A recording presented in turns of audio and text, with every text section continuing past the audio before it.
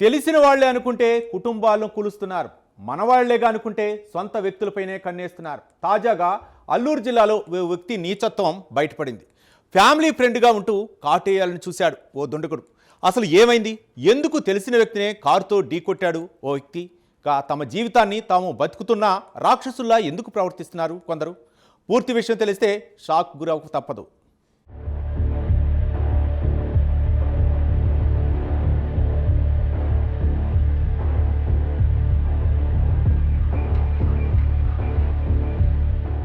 స్నేహితుడినంటూనే కాటేసేందుకు చూశాడు ఓ కామాంధుడు.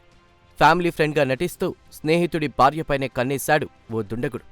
సమాజాన్ని, సభ్యతను గాలికొదిలేసి ఏకంగా సదరు మహిళపై ఒత్తిడి తెచ్చాడు. మహిళ తన కుటుంబానికి అసలు విషయం చెప్పేసరికి హత్యాయత్నం వరకు వెళ్ళింది.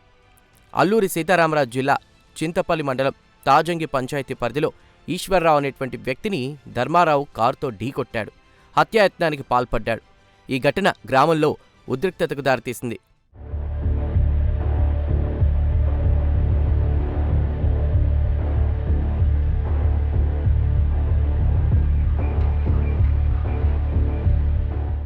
చింతపల్లి ప్రాంతానికి చెందిన ఈశ్వర్రావు గత కొంతకాలంగా తాజంగి గ్రామంలో మెడికల్ షాప్ నిర్వహిస్తూ జీవనం సాగిస్తున్నాడు.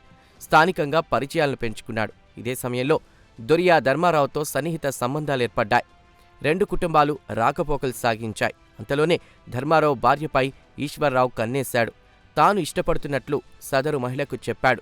మహిళ అతని నీచత్వాన్ని చీకొట్టింది. ధర్మారావు సార్, నేను లంసింగ్ పిఎస్సిలో ఏఎన్ఎంగా పనిచేస్తున్నాను సార్. నేను రోజు డ్యూటీకి వెళ్ళేటప్పుడు అంటే ఈశ్వరరావు గారు కూడా మా ఫ్యామిలీకి ఫ్రెండ్ లాగే ఉండేవారు సార్. మా ఆయన గారికి అందరికీ కూడా మేము కూడా అలాగే వాళ్ళ ఇంటికి వెళ్ళేవాళ్ళం, వాళ్ళు మా ఇంటికి కూడా వచ్చేవారు సార్.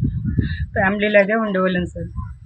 అయితే ఒక 2 టైమ్స్ అలాగా నాకు ఇష్టపడుతున్నాడని చెప్పారు సార్.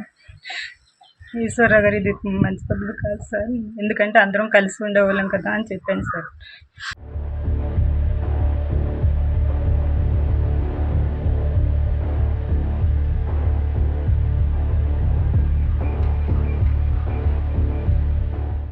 ఈశ్వర్రావు వ్యవహార శైలితో ధర్మారావు భార్య తీవ్రంగా మదనపడింది. అతనితో మాట్లాడడం మానేసింది. ధర్మారావు ఇంట్లో లేని సమయంలో అతని భార్యతో ఈశ్వర్రావు అసభ్యంగా మాట్లాడాడు.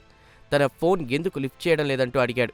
ఊహించని పరిణామానికి లోనైన దుర్గారావు భార్య అసలు విషయం భర్తకు చెప్పింది. అంటే మొన్న ఒకసారి కూడా మళ్ళీ లంసింగ్ వచ్చి నేను 3 మంత్స్ నుంచి ఫోన్ మాట్లాడట్లేదు, రావట్లేదు, మాట్లాడట్లేదు అని మరి ఆయన వచ్చారు సార్.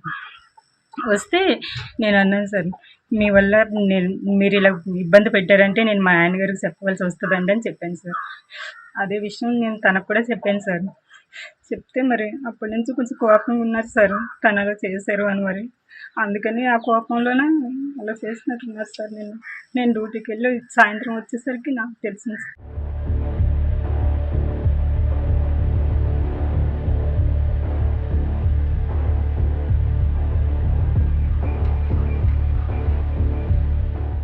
ఈ వివాదం నేపథ్యంలో తాజంగి మెయిన్ రోడ్డుపై వెళ్తున్న ఈశ్వర్రావును లక్ష్యంగా చేసుకుని ధర్మారావు తన కారుతో వేగంగా ఢీకొట్టాడు. ఈశ్వర్రావుపై పలుమార్లు కారును పోనిచ్చాడు. స్థానికులు అతన్ని హాస్పిటల్కు తరలించారు. సమాచారం అందుకున్న పోలీసులు సంఘటనా స్థలికి చేరుకుని ఆధారాలు సేకరించారు. కేసు నమోదు చేసి దర్యాప్తు ప్రారంభించారు. హత్యాయత్నం కింద కేసు నమోదు చేసినట్లు తెలిపారు.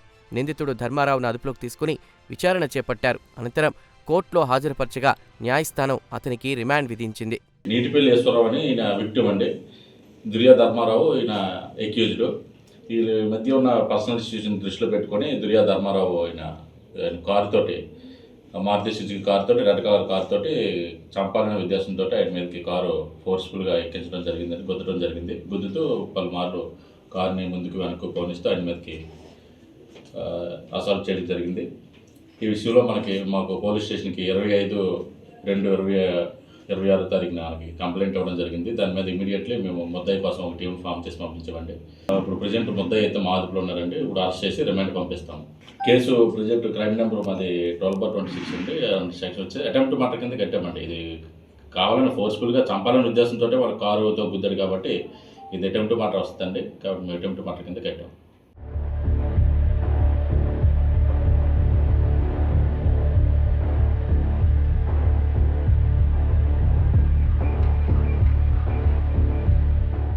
ఫ్యామిలీ ఫ్రెండ్స్గా ఉన్న రెండు కుటుంబాల మధ్య వ్యక్తిగత వివాదం ఇంతటి దారుణానికి దారితీయడంతో గ్రామస్తులు ఆందోళన చెందారు.